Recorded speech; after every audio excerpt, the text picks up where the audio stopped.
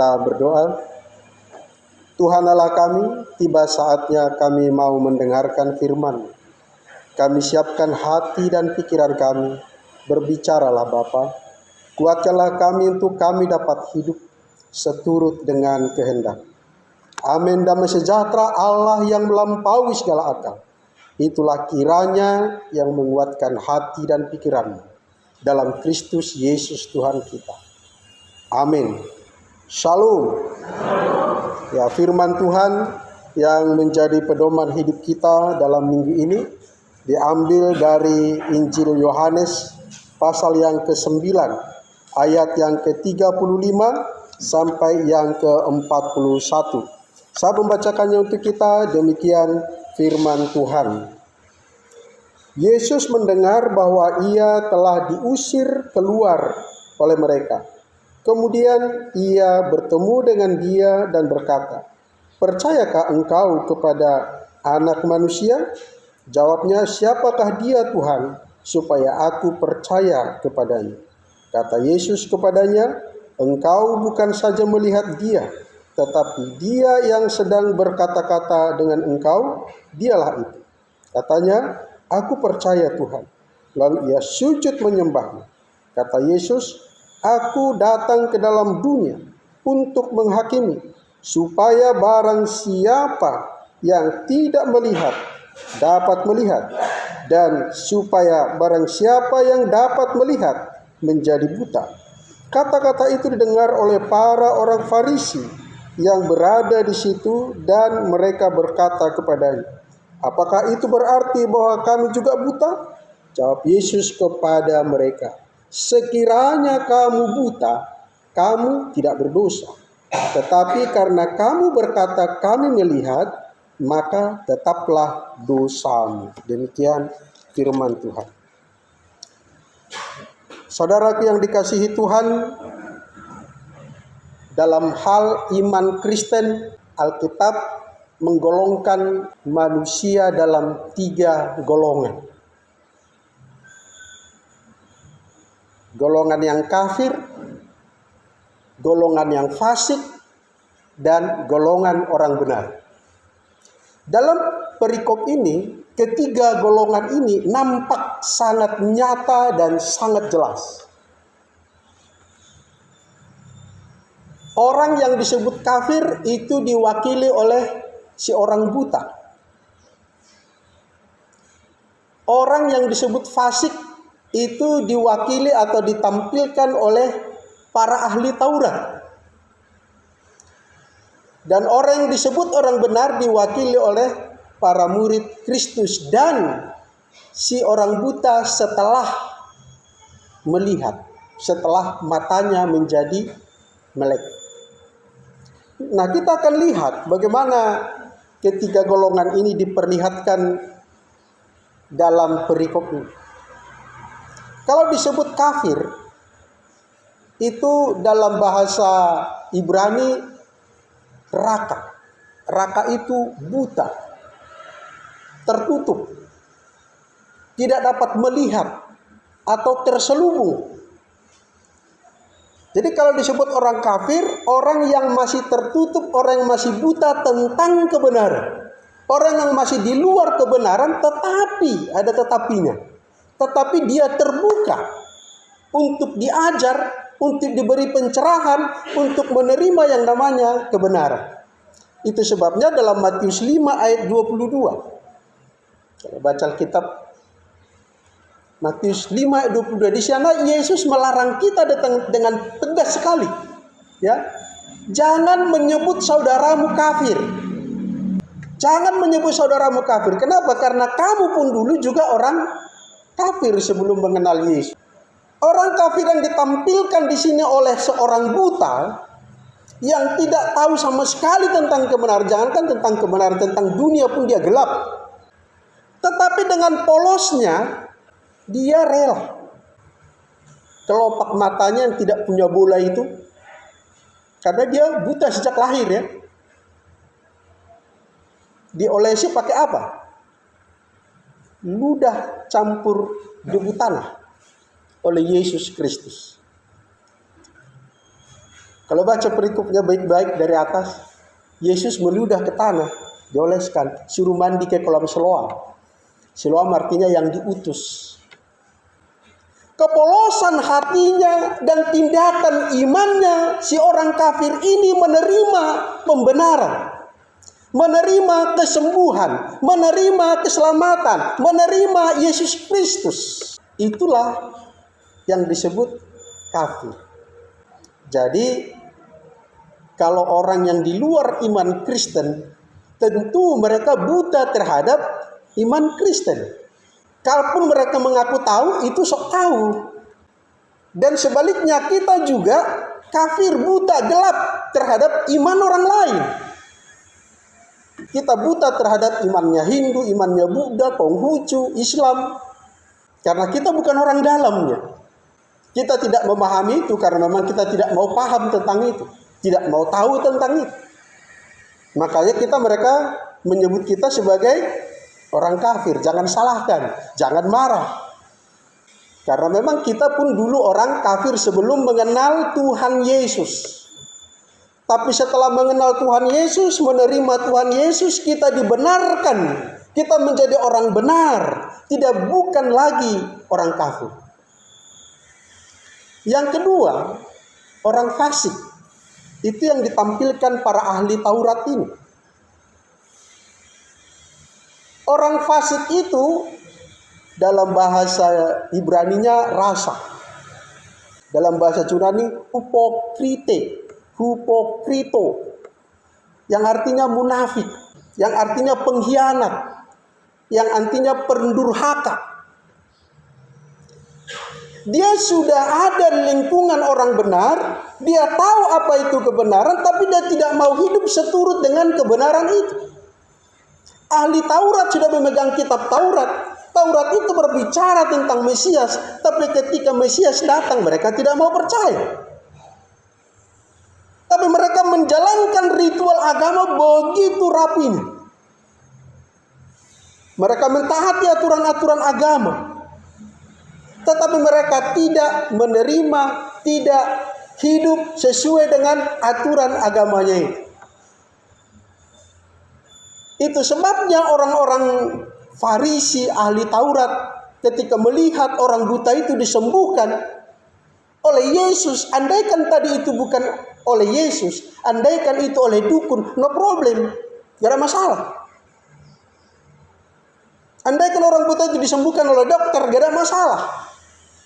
Tapi karena itu disembuhkan oleh Yesus yang mengaku Mesias, anak Allah yang hidup, yang bagi mereka itu adalah Yahweh yang menjadi manusia, makanya mereka tidak mau percaya kepada Yesus. Gak mungkin kau Mesias kami. Karena kitab Taurat kami memang begitu tegas menjelaskan Mesias itu adalah YHWH sendiri yang turun dalam rupa manusia. Bukan lagi sekedar penampakan seperti malaikat dalam perjanjian lama, tapi dia sendiri yang turun. Maka kau tidak mungkin, gak mungkin kau. Itu sebabnya ketika Yesus melakukan mujizat penyembuhan orang buta sejak dari lahir, orang yang tidak punya bola mata, artinya Yesus menciptakan bola mata dari ludah dan debu tanah. Maka mereka jadi uring-uringan. Kenapa harus Yesus? Kenapa bukan yang lain? Mereka panggil seorang buta. Coba bayangin. Mereka panggil orang buta untuk apa? Untuk mengadili.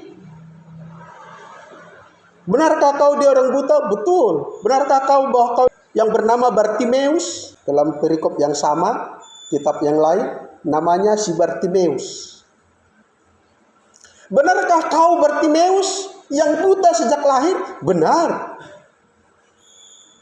Siapa yang menyembuhkan kau? Yesus. Menurutmu dia datang dari mana? Ya dari Tuhan, dari surga, dari mana lagi? Siapa yang bisa melakukan itu? Dia bukan dari surga. Mereka tidak puas. Mereka panggil orang tuanya. Benarkah ini anakmu? Bagaimana dia bisa melihat? Orang tuanya pakai ilmu selamat. Karena memang pada masa itu sangat ketat peraturan agama. Melenceng sedikit nyawa taruhannya. Baru para pelaku pengadil agama itu nggak hidup benar dalam hukum Tauratnya. Tapi orang dituntut tunduk kepada hukum Tauratnya. Benarkah ini anakmu? Orang tuanya bilang apa? Tanyalah dia sudah besar.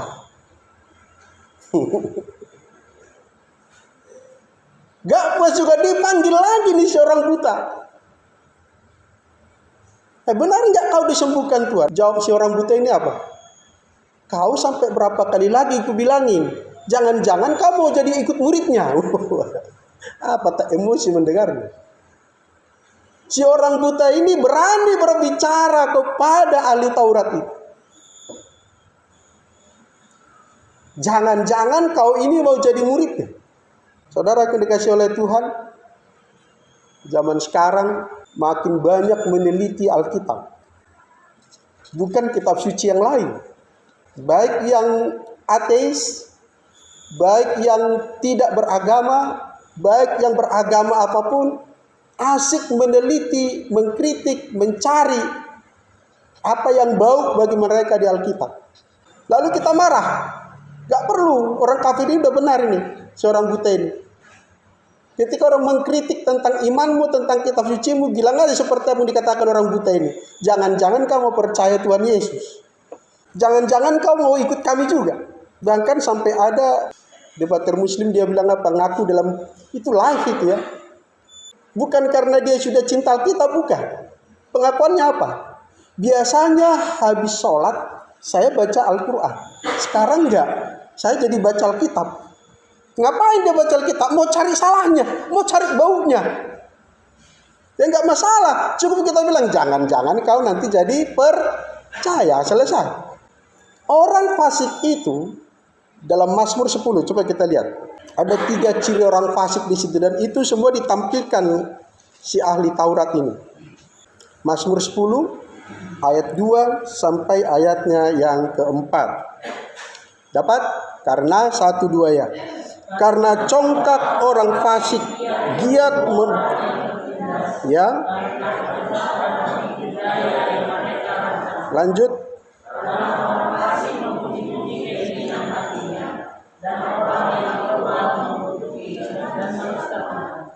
Kata orang fasik itu dengan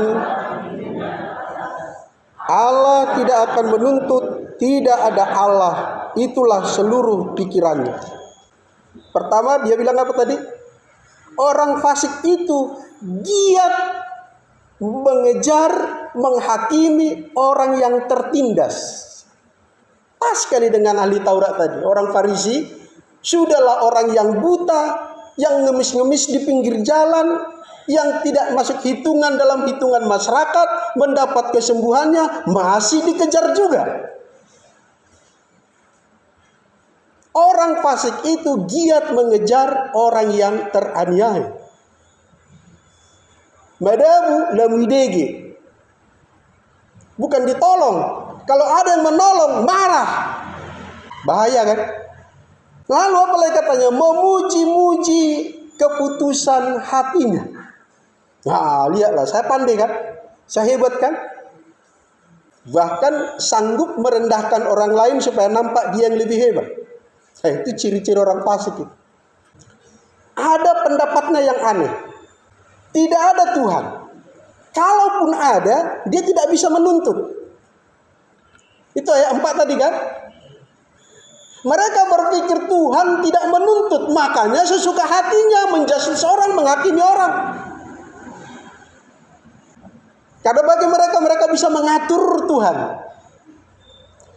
Bisa menyamakan posisinya sama dengan Tuhan, bahkan lebih daripada Tuhan. Jadi sangat menyeletik itu bahasa-bahasa Presiden Rusia itu ya.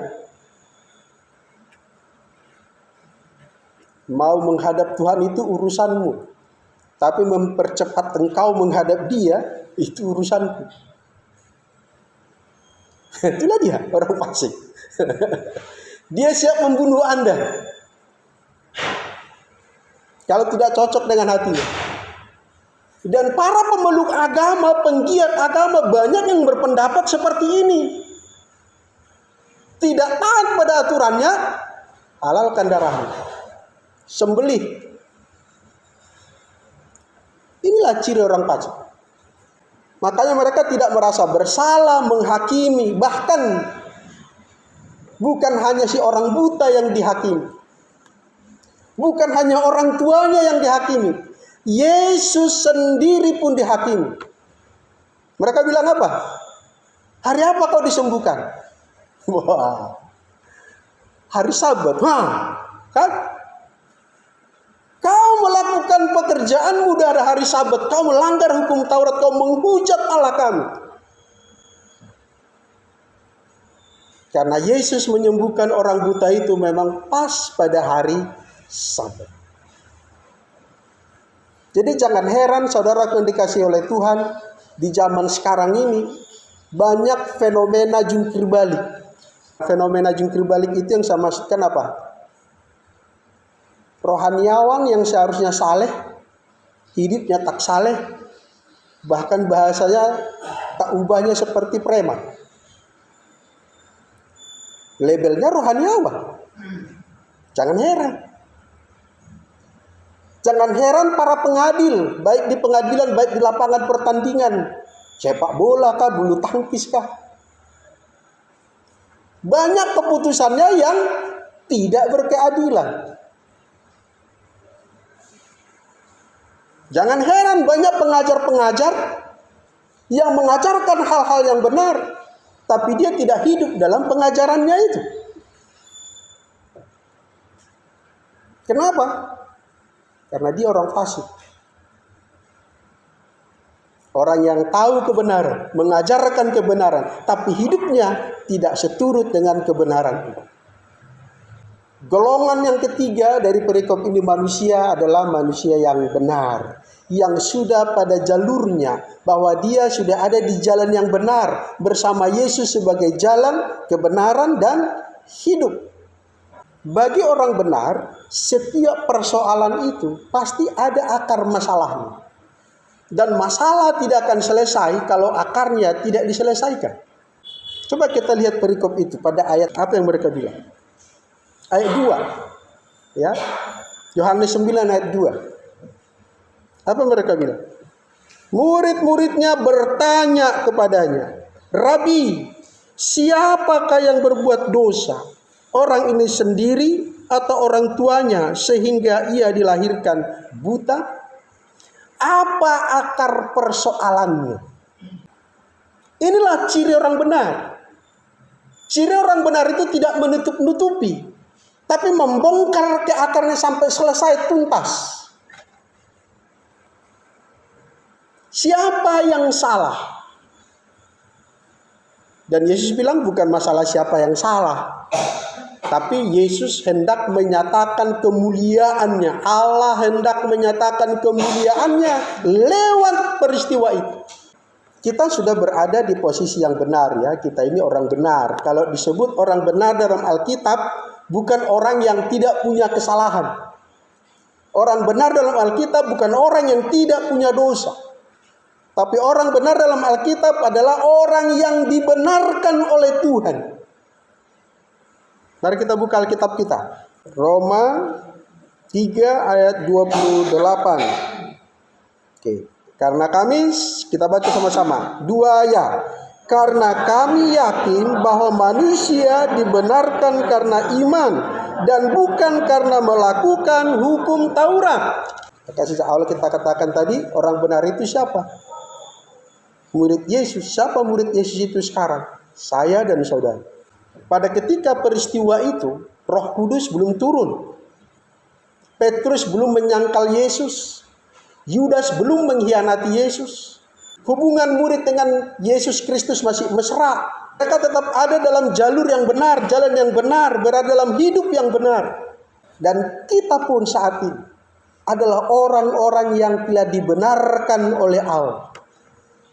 Oleh karena darah Kristus telah menghapus, menyelesaikan, menebus kita dari dosa-dosa kita. Ada yang harus kita luruskan dari perkataan atau istilah selama ini, Yesus menebus dosa. Ini secara bahasa memang maksud kita sebenarnya adalah Yesus menebus kita dari dosa. Tapi kita menyebutnya Yesus menebus dosa kita. Dosa kita yang ditebus, kita kemana? Itu bahasa yang salah, tapi karena umum jadi dianggap benar. Yang benar sebenarnya kita itu ditebus, bukan dosa kita yang ditebus. Dosa kita itu sudah dikutuk, harus dibuang ke neraka, dibuang ke tubir laut. Tapi kau dan aku harus diangkat dari situ. Jadi bukan dosamu yang ditebus ya. Kau yang ditebus, aku yang ditebus, kita yang ditebus dari dosa, kejahatan, dan kutuk yang harusnya jatuh kepada kita. Itu sebabnya kita disebut orang benar. Bukan karena kita tidak punya kesalahan. Bukan karena kita tidak berdosa lagi. Dosa itu seperti bayang-bayang melekat pada kita.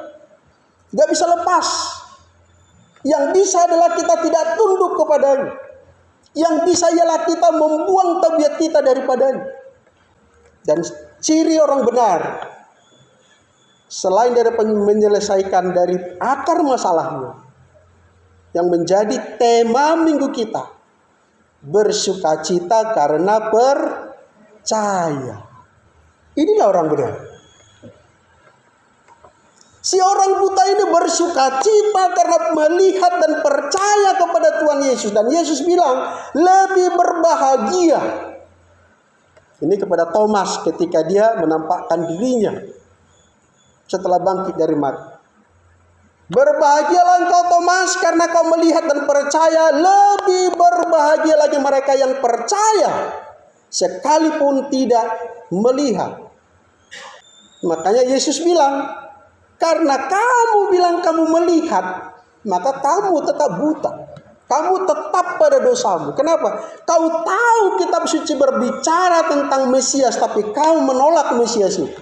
Berbahagialah engkau, berbahagialah saya, berbahagialah kita, karena kita percaya Yesus itulah Mesias, bukan yang lain. Amin.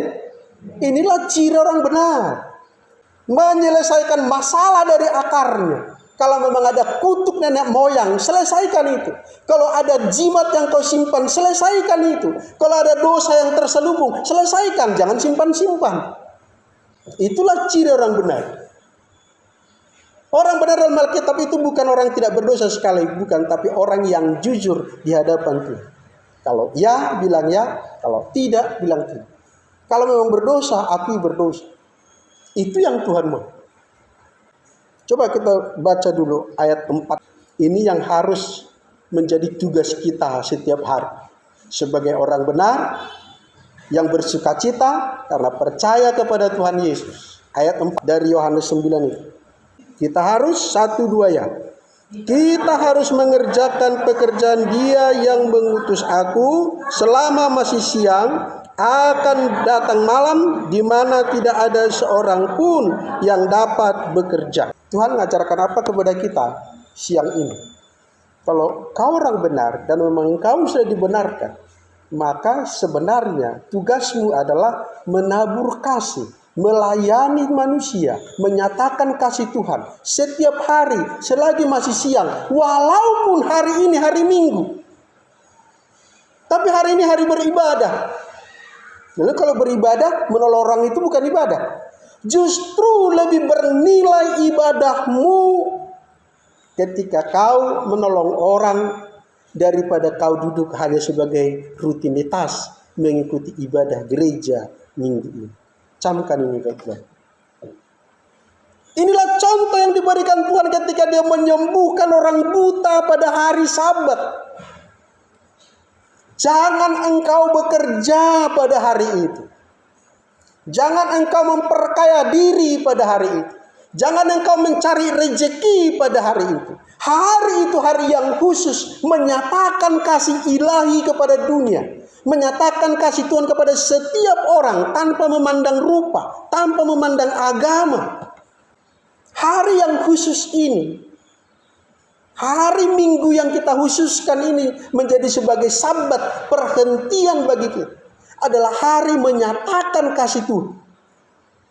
Itu sebabnya Tuhan bilang, selagi masih siang, selagi masih punya kekuatan kita ini, kalau kita sudah masuk dalam dunia kegelapan, sudah padam mata kita, sudah dikubur, gak mungkin lagi kita berbuat baik.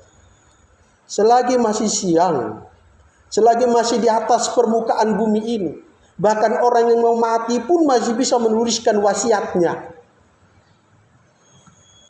menempatkan hartanya kepada orang yang tepat. Sudah mau mati dia, orang yang benar, orang yang fasik, sudah mau mati pun dia gak mau dia mengeluarkan sedikit pun dari hartanya untuk sosial. Nah, itulah bedanya. Udah mau mati, tinggal detik-detiknya, "Ma, bikinlah wasiat," atau "Pak, bikinlah wasiat." Ada ngadongi. Dalau kuburak kudu sudah menuh cari. Dan dalau tuhamui. Mungkin tujuannya ada dua. Mungkin karena pelit, dua karena undang berbedai, undang berebut harta. Supaya motivasinya jangan harta. Tapi sepeninggalnya, ribut atau tidak, sudah pasti ribut. Selagi masih siang, buatlah yang terbaik kepada Tuhan, kepada sesama, kepada keluarga, kepada anak cucu kita. Selagi masih siang. Dan yang terakhir, apa ciri orang benar yang ditampilkan dalam perikop ini? Yang tadinya orang kafir itu, begitu menerima kasih karunia Tuhan, begitu bertemu dengan Tuhan, begitu percaya dengan Tuhan, dia dengan sukacita sujud menyembah kepada Yesus Kristus. Kalau orang bilang di mana Yesus disembah sebagai Tuhan, inilah contoh. Anak-anak muda ya, jangan anti membuka YouTube karena perdebatan-perdebatan. Berkali-kali aku sampaikan, perdebatan dialog dan atau analog yang berkualitas seturut dengan ya katakanlah dasar-dasar iman Kristen yang benar menurut Alkitab, dari mulai bapak-bapak leluhur gereja kita dan konsili-konsili yang akurat yang tidak terbantahkan. Itu saya simpan baik-baik di channel YouTube BKAG Indonesia. Berkali-kali saya sampaikan kepada anak-anak muda. Kenapa perlu saya simpan di situ? Karena di situ kita sudah edit yang mana yang apa namanya debat-debat kusir yang mutar-mutar. Jadi kita ambil yang langsung ke intinya. Yang mana versi non-Kristen, yang mana yang versi yang sebenarnya. Sehingga imanmu semakin kokoh. Jangan pandang orang-orang yang mengkritik iman Kristen, orang-orang yang mendebat iman Kristen sebagai lawan, sebagai musuh. Jangan. Harus positif. Itu adalah kawanmu, itu adalah kawan saya untuk menyingkapkan kebenaran. Jujur, saya senang sekali adanya Ustadz Zuma, Ustadz Nandar, Yahya Waloni. Saya senang sekali, sangat-sangat senang. Karena mereka, maaf, jujur mereka mengaku dalam YouTube mereka, karena mereka jadi banyak orang-orang dan Kristen mencari Alkitab. Karena mereka jadi banyak orang Kristen mengerti dan paham betul iman yang dia percaya. Imannya dikuatkan oleh para apologet Kristen. Tidak gampang percaya kepada ajaran-ajaran yang baru. Ini sekarang lagi populer ada teologi oneness. Oneness itu artinya satu Allah, monoteisme. Ini orang Kristen, ini orang fasik, di tengah-tengah orang benar. Mereka bilang apa? Satunya Allah itu, dialah Yesus, dialah Bapa, dialah Roh Kudus. Jadi Yesus disalib itu Allah disalib, ya iya. Nah, hati-hati. Makanya penting, makanya saya simpan di channel itu. Apa sebenarnya Allah Tritunggal ini? Siapa sebenarnya Yesus? Apa sebenarnya Alkitab itu? Apa sebenarnya Al-Quran? Apa sebenarnya Weda? Orang benar itu tidak takut dikritik, tidak anti pada kritik, tapi justru orang-orang yang mengkritiknya dianggap sebagai kawan menemukan kebenaran dan menyelesaikannya dari akarnya. Ini dibutuhkan kecerdasan spiritual. Kalau hanya orang sekedar beragama nggak mengerti apa yang saya sampaikan ini. Nah, oleh sebab itu saudara yang dikasihi Tuhan, kalau kita menjadi orang benar, itu artinya ada pertumbuhan. Saya sudah singgung tadi, ketika peristiwa ini, Matius belum menyangkal Yesus, Yudas belum mengkhianati Yesus, belum. Pertumbuhan iman mereka, pengurapan mereka baru terjadi dengan maksimal setelah Yesus naik, Roh Kudus turun.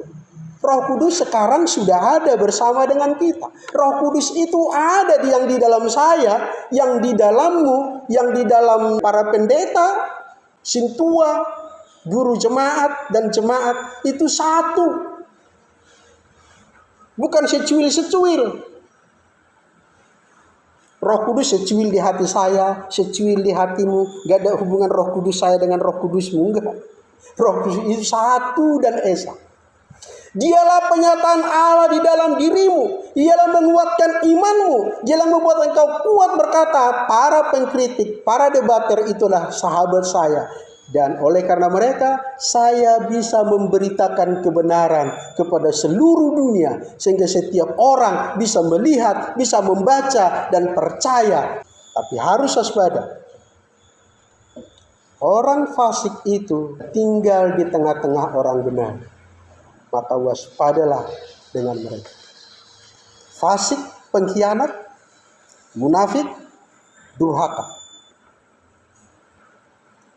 Bahkan mereka berusaha menghasut orang-orang percaya supaya tidak lagi menjadi percaya.